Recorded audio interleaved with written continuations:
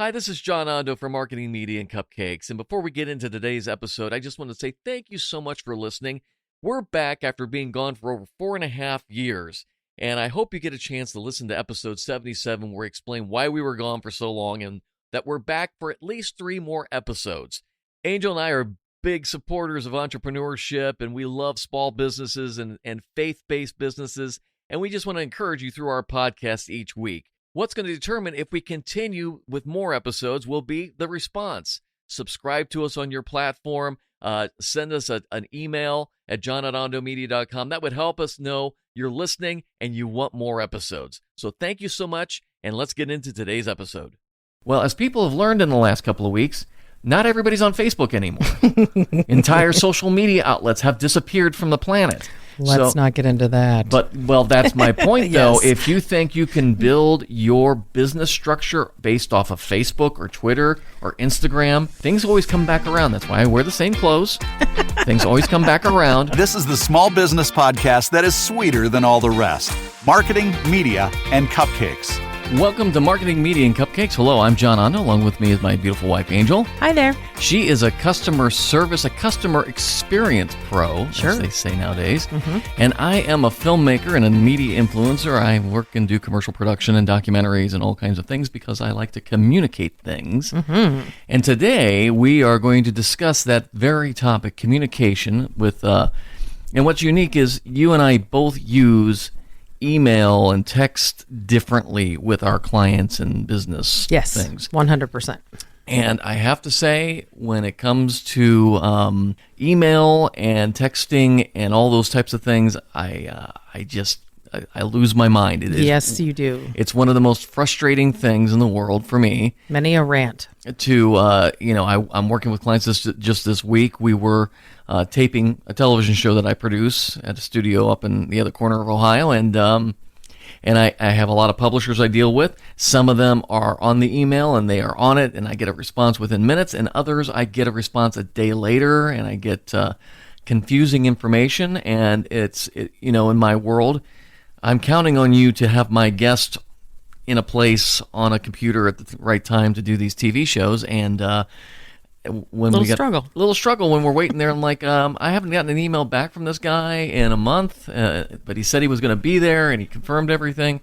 So anyway, we're going to talk about that today from a couple different perspectives. So again, if you haven't listened to our podcast before, we are at marketingmediacupcakes.com is our website, and we are everywhere, and we would love if you could subscribe and just be a part of the little family here. We are here to help you with best practices for business. So Angel's got some ideas here, because some of the things I would say you would go, I couldn't live like that, because you live in front of the computer responding to emails with your job every moment. You have some phone calls, but probably, 80% of what you are dealing with is email? Correct. That is how do people reach me to get to or have some sort of action taken? That is my mode of work, if you will. It's somebody's sending an email, do this, can you approve this? Can you look at this? Can you help me with this? So I've always kind of said, although my job itself is, I'm technically a trainer. I don't get to train that often. I'm supposed to keep the training documents, so that's something that I do, but it's not every single day. So I'm literally my own miniature help desk. That's kind of what I've become, and that's what I do. Is I respond and take action on emails all day long. So some of the points you're going to cover would not work for me, not work for you, because I have to. But what I'm going to talk about is the style in which you communicate an email. Which is great, since this is what you do all day. You should be best to tell us some tips, because I don't know. I've had this happen very often in my little world. So I communicate with somebody. We'd like to do an interview with you on our show, and it's going to be at 2 p.m., and it will take 45 minutes, and this is the topics, and I go through all those, and I think, well, that's a very, very concise, well-detailed email, until you take a step back and somebody says, and this always throws me, is this a TV show or a radio interview?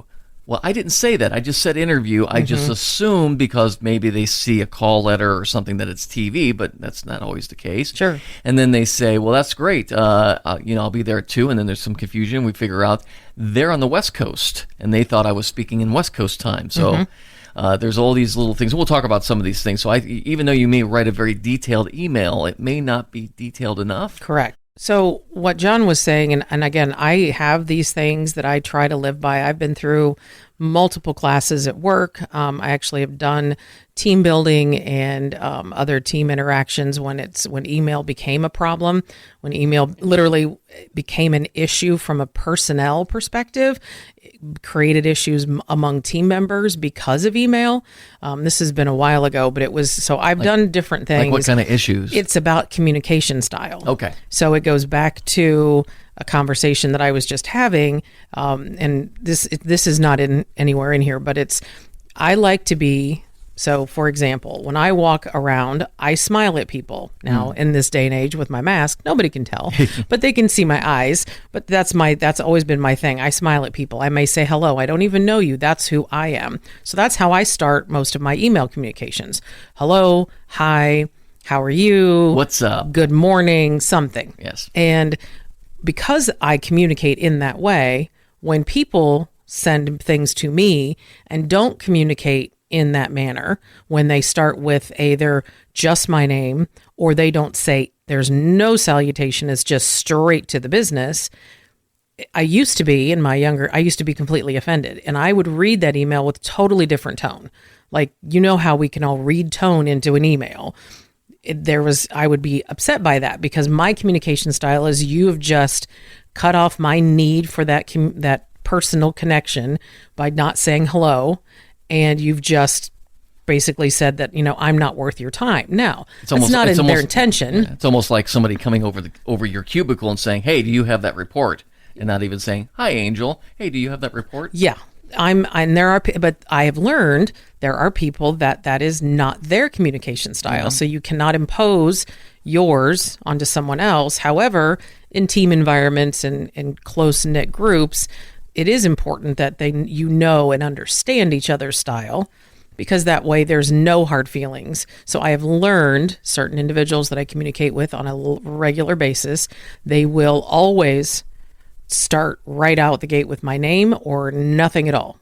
And I've had verbal conversations, and totally cordial, totally fine. So yeah. I'm like, okay, well, I have to take that out of it. So I'm just going to go through some things about how to construct an email that someone might read. Yeah. And how to maybe avoid some of those things. But perception is always the biggest thing with an email. So let's go through some of your tips here. Practice being clear and concise in your message. Now, that's going to be difficult for some people.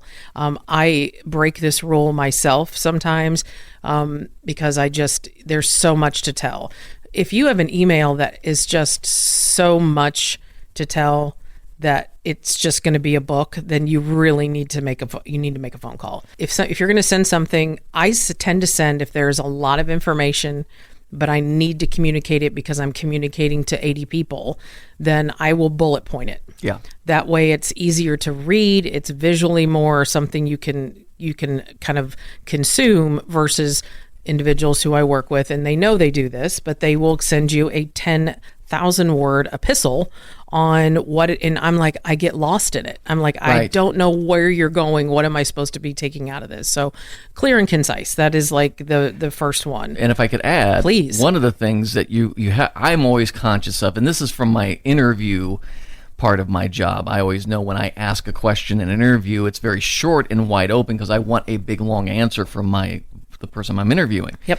So but in regards to email, I'm always thinking of what's the potential responses in this email. Do I want somebody to just give me yes or no's, or if I leave it open ended and I'm sending it to 20 people, I might be spending the next week reading the responses. Yep. And especially if it's somebody who likes to go in and do that reply to one paragraph, and you're like, that was gonna be one of my suggestions. Yeah. So okay. So anyway, so that's one of the things you've got to be thinking about is, when you're writing it, if you are looking for an answer to this, word it in a way that you can get the answer. If you're just looking for yes or no, just say, by the way, I just need a yes or no on this. Mm-hmm. Anyway. Exactly. So the other one, and again, I remember vividly. So the second one is before sending, of course, always proofread. Check for grammar, now John has all kinds of fun little doofloppers in his world. Nothing that still doesn't work. Still doesn't catch everything. I still catch a your. Yeah, the your, the there. Well, and our. And the danger really isn't my desktop. The danger is my cell phone. Oh, gotcha. Which I may be dictating to, and sometimes if it's somebody you know and they kind of get it, we have people we communicate with all the time. I'll say, I'm dictating this from my phone. So if there's something inappropriate in there, it wasn't me. It was Siri. Exactly. So. I actually had it on my review 3 years in a row back in the 90s, back when email was just starting to become a thing. But to proofread, because I was horrible with getting, the theirs and the theirs, the ours and the ours, and all that kind of stuff. So again, always proofread. I find that reading it out loud, slowly, one word at a time. I know that sounds really painful, but boy, because your brain will insert words that you never typed because you know what you want it to say. Absolutely. And you're reading and all of a sudden you're like, wait, there's 2 words missing. But if you didn't read it out loud, you may not have missed it because your brain is inserting the words. And my most common one for I don't know how this happens, because in my head, like you said, I'm typing this word, don't, won't, and of course those drastically change when you say I can't be there, and it comes in I can be there. Yes. That's a problem. And I don't know how many times I've gone back to look at the email after I've sent it, which is why I'm so stupid, because I'm like, I should check it before, but it's always after I send it. Well, let me check that real quick. I said I'm going to be there. Yeah. Sorry about, and then you have to send the obligatory I'm a moron. Yeah, so sorry. Yeah. So the third one is, again, copy back any important points. So if you're replying back to someone's email, and that's what John had alluded to earlier, if they have given you, hey, Angel, and I get this quite often, and they'll bullet point out 4 or 5 things.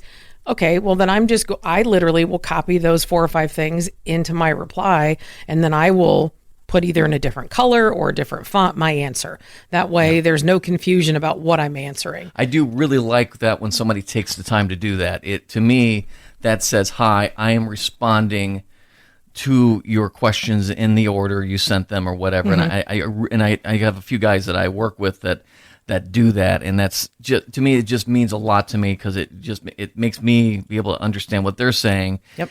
Versus the yes, no, and we'll meet on Tuesday response. And I'm like, and now you've got to do matching. Which of the yes goes to which of the 4 questions I sent? Exactly. And I will take a paragraph that someone has written if they've not listed out their questions, but they've just kind of had this like brain dump of this run on of information. I will attempt to break it up into what I believe to be questions to attempt to answer what it is. So again, it's just going back and trying to, re-clarify the points they're making, because we've discovered that's not what they were really asking. No. I mean, I had an email communication with somebody where it turned out that's not at all what she wanted, but it started off with, this is where it just was very crazy. We use this a lot at work, and I don't know how important it is, but the use of a subject line. So we have a lot I think that's critical. So we have communications where we need someone to take action quickly, and you're sending an email to a group, and there's 7 or 8 people in that group, so one of them need to take action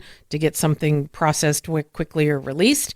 And so we have got literally specifications on what needs to go in it. So urgent, it needs to have this piece of information, this piece of information. And so when they don't send all those, then it makes it difficult for the receiver to know what they're going to do, because it's not the body of the email they need to open. They just need to see that, because that's what will pop up. And so I do that often with when I'm booking guests. I will always typically on the first contact email say interview request. Yes. Just so I know that you're scrolling through your phone. Oh, there's that interview request. Yep. Or like you said, I love that. That's a big deal. And actually, with email marketing and spam mail, the most effective ones are the ones that say, "Hey John, 10% discount on Amazon" or something like that. So the email marketing spam people know that subject line is very important. So that should be important with your email communications. Exactly. There was a presentation that we had where they were communicating about email and how you should communicate. Careful communication is a big key word around our work, but it says anything you put in an email, is what you would you want that to show up on the front page Absolutely. of the newspaper? Yes. So it's, again, John kind of commented, we communicate with people that we're familiar with, we're comfortable with. So you may have a different style of communicating with them, maybe in a more graphic manner, maybe a little bit more straightforward, maybe a little harsher. Maybe you're venting a little bit. And you may be saying something about that other person who got the order wrong, and they should just be fired. Or other words that are not pleasant. Yes. And yet we all do it. But it's basically be very careful because you can't recall it once you've sent it. No. So a dear friend of mine this week, she was angry, doesn't quite cover what happened to her, but her husband is retiring and someone has sent just her an email asking about what to do and what they should do for him. And so she replied back and said, well, this, and this. But the problem is she said, I would send in note 2, and she put in the distribution list of our entire group. Well, to get that distribution list, she put it in the mail line, one of the copy lines, so she could get the address. She didn't delete it. Oh, no. So when she hit send, it went to everybody. It went to her and everybody. I mean, when I say everybody, we're talking about 4 different departments. I apparently was the person that got to share that with her, even though it had been several minutes. I went, I know you probably realize it. And she's like, oh my God. And I mean, you can't recall this stuff. So that's the whole point. And you can't recall it. And I remember before email was even big, between a couple of friends that worked in the newspaper industry. You remember the newspaper industry. Vaguely. It was funny, we were discussing the fact back then about liability and notes and all these things. And because I was always, keep all your notes, and they were like legally being told by their bosses at the newspaper, destroy everything. Don't have any notes because of, in a case of a libel suit, if they took your notes and they saw, this guy said I'm a big fat idiot, that would be there. So it was always funny that, that was even a case, and that's the case with email. If accidentally copying somebody and saying your boss is a moron. Yeah. That might end up changing your paycheck situation in a couple of weeks. Yeah. Well, the last one, there's several other points, but I think I think the last one that's really critical, practice the 24-hour rule when you're upset. Oh, absolutely. So if someone has Good sent you advice. something and you're upset, it's best to wait before firing off, because I am guilty, as we all are, of firing off that reply immediately. Yeah. You are incensed, you are enraged, you are upset, whatever you are. It may be good therapy for you to write it. Yes, but I have done not that many times. send it, yeah. I have done, and I've gotten really good at, because I need to reply fairly quickly in a lot of my scenarios. I type it all out in the tone in which I would love to say it. Right. And then I go back and I edit it. Yeah. I will, when I'm doing that, I will actually take the person's name out of the send address just in case I accidentally do something, so it won't go anywhere. We call that a plugs out test. Yeah, it's like, okay, well, I'm just going to say what I want to say. Okay, now we're going to go back and fix it and make it sound nicer. So that's my last and final point. No, that's great. Don't send emails when you're pissed, because it's not, sorry. Oh, good. Don't send emails when you're mad. So review for me real quickly. Can you review your points real fast? So definitely you want to be clear and concise. So that's the first one, which is obvious. Right. Number 2 is always reread, proofread. It's always important. Make sure, read it out loud. That's one of my favorite things to do. If you're not from, obviously there's spell check on everything, but it never works right, especially with Apple. It always says, I don't know what this is. Yeah, exactly. Grammarly is a great app. I use that a lot. There's settings to change it between business, formal, casual. And for the $29 or whatever it is, I can't remember. Do I pay $29 a month for that thing? I can't remember. You have so many subscriptions. I cannot tell you which one is what. I can't live without Grammarly though. So it's a good plug-in for Mac or Windows. So for sure, I recommend it. Yeah. Make sure that you copy. So point 3, copy back any kind of important messages or points back to whatever they're saying to you. Make sure that you get back to them with the answer specific to what they're saying. And always make sure you have the attachment. That's a common thing I do. God. It's like, take a look at this photo. This is something we want to do. And then I always get the email back. hey, there was an attachment on that. Mm-hmm. I know it's a common faux pas. Oh, it makes you want to scream. Yeah, and it you're does. like, I'm like, take a look at this spreadsheet, and I'm like, might want to look at the added the spreadsheet.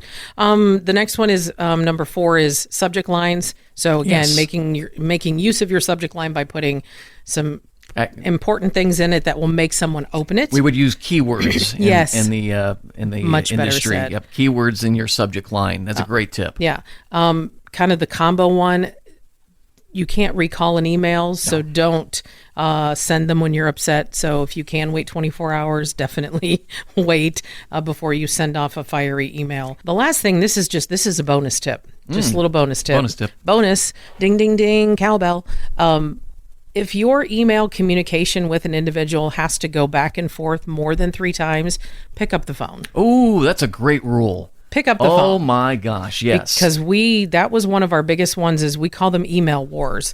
And I have been in many a war. I fight them today. I'm an idiot because because I'm afraid of maybe what I'll say on the phone if I got them on the phone, or you're having difficulty getting them on the phone. Yes. But if your communication, you're trying to resolve an issue, a problem, fix a situation, if that email back and forth goes more than 3 times, No, that's pick up the dang phone. That's a great tip, because I'll have clients, and of course in my world there's copy involved for video or print or something, and I'll get a text message. Hey, could you make sure you mention this bit of information? Which it's not the information; it's just you make sure you mention the location or the address. And I always go back, and we're going to talk about this here in a second. Please email me the points you want on the screen. Don't tell me that these are the things you'd like to hit, because every time I do the work, I get it finished, I get it to them for review, and it comes back, oh, we'd like to change those points. Mm-hmm. And my response is always, then I need you to send me the exact text you want me to put in there, because I'm done guessing. Mm-hmm. I put what I thought is what you said. Yep. So that's a big thing, especially if you're dealing with communications people, if you're dealing with print people who are doing your email marketing or something like that. Just don't say, oh, and by the way, mention that we're having a special event on the 29th. What's the event? So give me the text. Mm-hmm. This word, this line here. Now, if you want me to have creative, if you say, put this, but if you want to change the wording, that's fine. Mm-hmm. But if you don't want me to change the wording, then tell me. Please tell me, don't change the wording. Yeah, because I may modify it to make it sound better, but if you tell me, no, it must be this way, well, just tell me that. Yeah. You're wasting. I'm always conscious when I'm sending anything. I want to be conscious of your time. Yes. I'm trying to help us out here. John is always about the that is his big thing, is like, let's just get to it. So he would reply to one of my long emails. Trying to get out on the golf course. Do you remember before email? Do you remember when we used to have to use the fax? Fax was actually... Oh, my goodness. I lived at the fax machine. A revolutionary thing. It was cool, except when it ran out of toner and paper. Yeah. You just loved... I'd love to go to the fax machine and there'd just be a stack. I'm like, oh, my God, it's like Christmas. Who's sending what? It's like, the rush to mail in my world, videotapes overnight and things like that back in those days. And actual mail. Yeah, that too. Mail. We used to stand there. That was a job assigned on a board where people had to sort the mail because we got so much mail. I just think back, for example, I've got some different equipment here that's older from the 90s, and I'm like, I could just get in there and type something up and find the PDF of the manual now from 20 years ago. But it's like back in those days, I need a manual. You got to call someone, and then you're still 2 days out from getting it. So if you can even find the phone number. Yeah, so which is this thing called a phone book. So that's a little history lesson for those of you who are newer. But when email came out, it's funny. I was thinking about this morning when we were talking about this topic. I thought, back in the old days when it was AOL and CompuServe and all those, and I was, we're talking 1995, 1996. I put the TV station back home on a website with email addresses, and it was still, if you asked somebody, do you have an email address, you would maybe get a yeah, or half of them had it and half of them didn't. Yep. And it was always a crapshoot if you were going to get a response to an email. Mm-hmm. I still feel the same about that. I send an email to somebody, and it's not that I know they've got the email, but do they have a spam filter on? Oh. Do they have so many emails they're not going to get to my email for a week? Are they gone? And there's two types of email people, basically in my world. Yes. people who are on that email, and I know I will get a response within an hour or so because they're just like me. They're constantly looking. They're kind of customer service oriented. I don't want to leave somebody hanging. And then there's people who, and I can't imagine this, who literally just don't even check emails for days. And then I get a response back a week later. Or it's not that it was like I just found this because it was buried in a spam folder. It was literally like, I don't check my email that much. And I'm like, do you not breathe? Do you not use the bathroom either? How can you not check your email? I know. It's because we live in a different world. Well, because that's our mode of communication. I mean, we don't hear email. We have no work. If you're not paying attention to your email, I do think you're hurting your business. And I know if you're a younger person who's using DM and Facebook, Facebook messages and those kind of things, and I know I'm always for you using the best method possible. But as we talk about here, best practices, I still think email is still the default standard for business for most people. Now, once you get out of that and into DM me or something, that's fine. But that to me, what we call in Star Trek language, first contact is through an email or a phone. I always get an email address. And then we go from here. So I want to help a little bit with the best practices on this. So, one of the things that my buddy Phil Cook, who we've had on the show, and he's got a whole great dissertation about how email is destroying. Yeah, he hates lives. Email. He does. Now, just like meetings. Well, in Angel's world, email is how she functions. It is the conduit to which life exists with her customer service world. In my world, email it's necessary, but it can be a very big distraction because I'm not judged by what my emails do. Where Angel is, I'm judged by what I kick out in a day. But if I spent all day responding and looking at emails, I get nothing done. And one of the stats that Phil has in his Phil Cook Media, and you go to philcook.com, I believe is his blog. He's got a whole bunch of different things on emails, great tips. But on one of his blogs, it said 40% of typical employees' day is spent sending and receiving emails. Now, in Angel's case, that's good because that's what she's kind of supposed to do. But if you are supposed to be making donuts or editing a documentary and you're spending half of your day doing email receiving and sending, then that's probably not a good idea. When do you check your email is a very important thing. And one of the things that Phil has in his, and I can't do this, but he says if you make your email the first thing you do in your day, that's you end up then spending 3 hours checking, responding. You get into that little email thread where what do you mean by this? And the next thing you know, it's noon. It's time for lunch, and you haven't started anything yet. And I know I used to say when I used to work for people versus now working for myself, I would come in an hour early just to either get emails done or just to get my work done because after that started the meeting train and all the other things, and then by noon and then another set of meetings, and then that's why I had to work 3 extra hours after 5 o'clock because that's when I got my work done. So you spend, an hour before work and an hour, 3 hours after work to get your work done because all the rest of my time was dealing with other people's problems and, oh, hey, we're having a problem with this thing or with a network connection or something. And, a lot of times, those of us who are a little bit more gifted with, internet and stuff, we get called into, hey, I can't get my printer to work. You're everybody's help desk. Yeah. So that's a problem when that happens. And I want to reference another podcast we did with Brittany Dixon.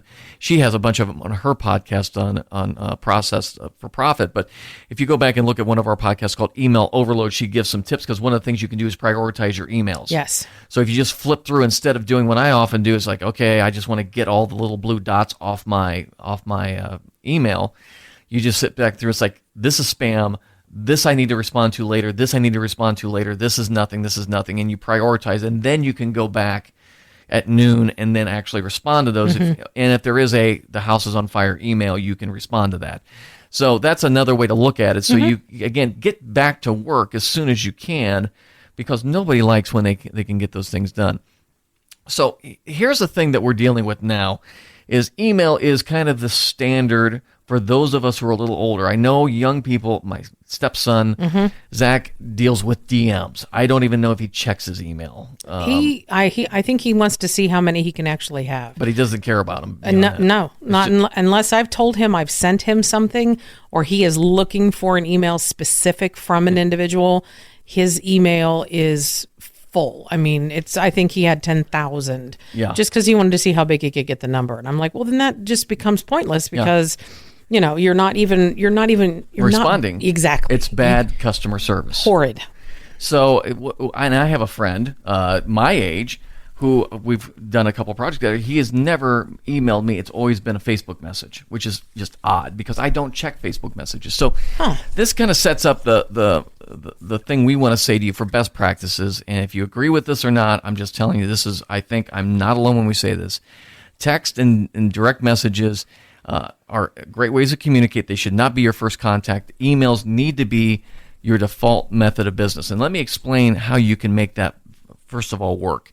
Is when somebody contacts you for the first time, hey, I'm trying to find out something about a documentary or commercials that maybe I'm going to produce, and it's going to lead to a phone call. Well, there's going to have to be an exchange of information. You may have a signature line on your email that says, here's my cell or here's my mobile. You're inviting, it's almost like we compare so many things to dating, but it's almost like you're saying, here's my cell number. We all know, if you've done any kind of dating in the last 10 years, that when you give somebody your cell phone number, that's a level of intimacy. Yes, it is. That you can't take back because you're risking having to change your phone number. This is my methodology. I prefer people to email me. I have a business phone number that you can call me at during business hours. Unfortunately, in my world, I travel, and like I mentioned earlier in the show, we were up doing shows in Lima, which you can't. Well, somebody actually did call the office number, but Several people. I will tell the people that I'm involved with in that production. Here's my cell phone. This is where you can reach me at. So it is a level of I'm trusting you that you're not going to, and what happens so often is people, once they get my cell phone number, they stop calling the office line, they start calling my cell phone number at 8 o'clock at night, on the weekends, and I prefer that you email me or call my business line. Please don't text or call my cell phone, my private cell phone, and I actually have my voicemail message says you've reached the private cell phone of John Hondo. I think it says personal, but personal or whichever. But the point of it is, this isn't my business phone. I'm trying to set a little thing that this is my personal cell phone, and I don't expect business calls necessarily on it unless I gave you the number for some specific reason. So when you have a first contact with a new client, somebody say, hey, just to let you know, best way to reach me is my email. There you go. Here's my business number, and I'm also going to give you this is where it becomes optional. I'm going to give you my cell phone number, but please only use that for business purposes, if you need to get something that's an emergency.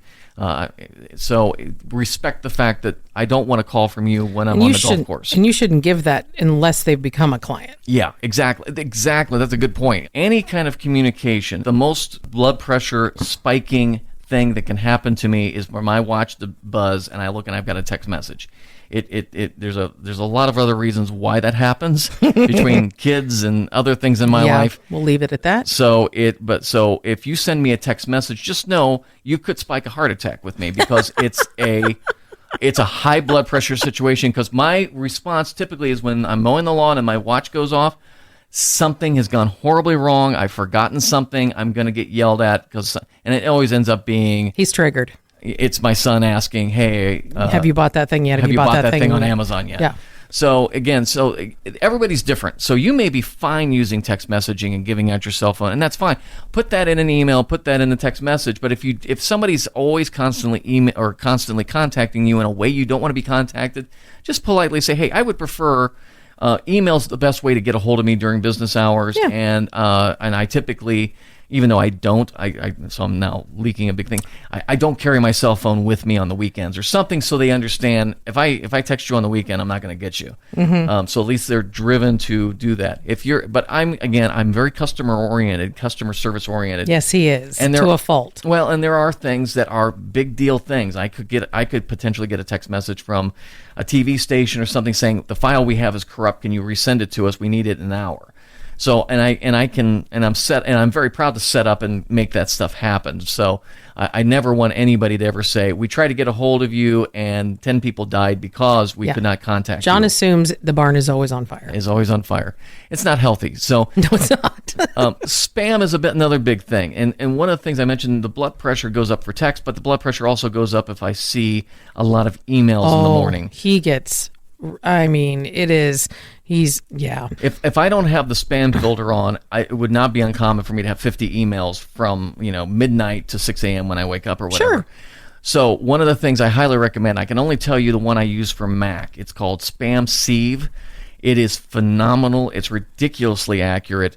And my emails went from being 49 emails overnight to 3, and they were the 3 I wanted to see. I typically have 2 or 3 business magazines and overnight things that I'd like to see in the morning. So when that little red dot is 4 in the morning when I wake up, I know, no problem, everything's good. When I see 15, I know either my spam filter shut off or the world caught on fire and I missed it. So so if you're like me and that little red dot spikes your blood pressure, Phil Cook will tell you turn off that notification. Yeah, I've turned off all notifications on my phone. I can't, or turn off you can turn off the little red. Yeah, if you have that's an the iPhone. notification. I can't quite do that because again I might miss a hostage situation and I could have solved it. So, but again I also know the trends well enough that I have 1 or 2 emails. Okay, no big deal. If I see 15, I know something's happened. So spam filters are fabulous. Also, just let people know, again, going back to it, let people know where you have to, where you want to be contacted, when you want to be contacted. And I think it's so easy if you're an entrepreneur, you're hustling, you're trying to make things happen, that you want to be available for everybody right now. But I'm telling you, as somebody who's now in his 50s, who's done that his whole life, that was a mistake. And I needed to really roll that back to where I can just say, you know what, please contact me during business hours. And if it's an emergency, here's my cell phone, but please respect the fact that that's my personal cell phone and I'm expecting my kids to call on it, not clients. And I think that's completely reasonable. When people tell me that, I completely get it and I respect that. So those are some ways that you can help take email out of the equation. But again, for those of you a little younger than us, I'm just asking you, please, if you think I don't look at email, I don't respond to email, I'm not sure then how you can do business. If you think you can do DM and instant messages and all and not do email, it just doesn't work. Email is still the default messaging world besides phone calls for your business, and you need to be checking it during business hours, because if you want to have the best customer experience, you need to be able to turn that around. This is a story that is kind of the reason I'm kind of messed up with returning phone calls and emails, is because there was a story back, and this is back in the late 80s, that at IBM, and this is what I was told, at IBM, no phone rings more than twice. If you're the CEO and you're walking and a phone has rung twice, you pick it up, because they had a kind of a customer service culture that you don't make people wait for you, or you don't send them a voicemail. Now, obviously, the world we live in now is a little different, but that was what I was brought up with.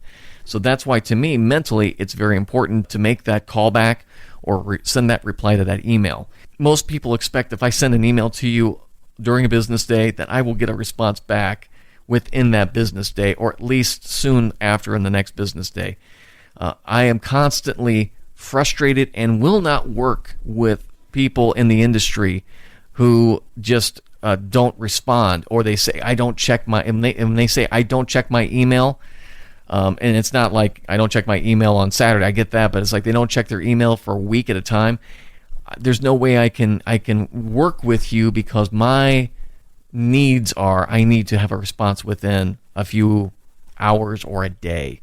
When it comes down to business, entrepreneur, pastor that I know, Gary Cassis, says we are paid to solve problems. Yes, that's all I do all day. And if you're not responding to email in a prompt or appropriate manner, if you just like, I don't check my email, then you aren't going to solve enough problem. You might say, well, everybody I know is on Facebook. Well, as people have learned in the last couple of weeks, not everybody's on Facebook anymore. Entire social media outlets have disappeared from the planet. Let's not get into that. But, well, that's my point, though. Yes. If you think you can build your business structure based off of Facebook or Twitter or Instagram, things always come back around. That's why I wear the same clothes. Things always come back around. And email is still the safest, best place you should be at with your business communication. And one more last bonus, I'll give you a bonus. Ooh. If you have your business and you're using Gmail, which I'll remind you, Gmail searches, and this is not a conspiracy Q thing, it's true. Gmail scans all emails to see what you're talking about. So if you write, hey, I found a really cool, vinyl record player, and you see the vinyl record player show up in your ads, it's because Google scans your emails for keywords. They're not trying to, wreck your marriage or anything, but they're trying to find out what you're talking about, what you want to buy. Mm-hmm. So Gmail is not secure. And moreover, when you have a bob@gmail.com address, that says to me, well, you're not even serious about your business. You don't even have a domain. You may have so if you have a website domain, like ondomedia.com, you should have an email address, like mine, john@ondomedia.com. Do not use Gmail unless, of course, you got to use some kind of stupid Google document thing or something. That's a different world. But well, in my business every day, when people want to do business with my company, that is the red flag. Yes. If they do not have a web presence and their email is not a business email, that it came from a Gmail, a Hotmail, TTY, whatever their local area, it's like, if you aren't spending even any money to get a website or a domain, you're not somebody that we're going to want to do business with. And just in case somebody's out there saying, well, I've used Gmail for 20 years, I have all the mailboxes and everything, that's okay. You can still get your domain switched and forward your emails to your Gmail. There's a couple of snags to that, but do not have a Gmail address if you are a professional business. If it's a personal thing, that's fine. It's like they don't do this anymore. And again, I'm showing my age, but they used to always have these signs for businesses that were Pepsi and then below an Arial font, Bob's Burgers or whatever. Yes. Underneath. And it was kind of like, I don't know if Pepsi just gave those signs away to people and as advertising, which was a great scheme. But that's what it says to me. It's like, hi, you just got the cheap Pepsi sign for your business instead of actually having one made. So that's my last rant on that. Just a couple quick things. We appreciate you listening so much. I know it's been a tough year in 2021. We still hope we'll be better. Well, yeah, I don't know. We'll see what happens. We saw 6 days in. It wasn't such a hot thing. Yeah, not ordering a subscription. But it really means a lot to us. We do this out of our own time, out of our own businesses, because we care about people in your business, and we want to interact with you. But it would mean so much if you would just take a second and subscribe to our podcast. And if you've already subscribed, thank you. Could you share it to some other people? Because as we want to grow this podcast and be responsive to what you need. So if you can share us with a friend who maybe would enjoy this podcast, that would mean a lot to us. We don't sit here and ask for money. We don't want to send money through Patreon or anything like that. We're happy to do this, but the way that we would ask you to kind of respond back to us is to subscribe. Yeah. And to share it with friends so we can increase our reach and help you out. And again, marketingmediacupcakes.com is our website. We're on Facebook, we're on Twitter, and on Instagram. And if there's a topic you'd like us to talk about, something you'd like, a little bit more in depth, or you just want to hear John rant about or me ramble on about, then just drop us a line. We'd be happy to, take that topic and run with it on the show. And on our website, if you've got an Apple OS device, you can actually record and leave us a voice message that we could use on the show too, and we'd love that because we just love hearing from folks. So remember, our shows typically drop on Thursday or Friday every other week, and until we get to talk to you next time, keep living the dream. Connect with John and Angel via Facebook and Instagram and let us know your thoughts. Marketing Media and Cupcakes is a production of Ondo Media.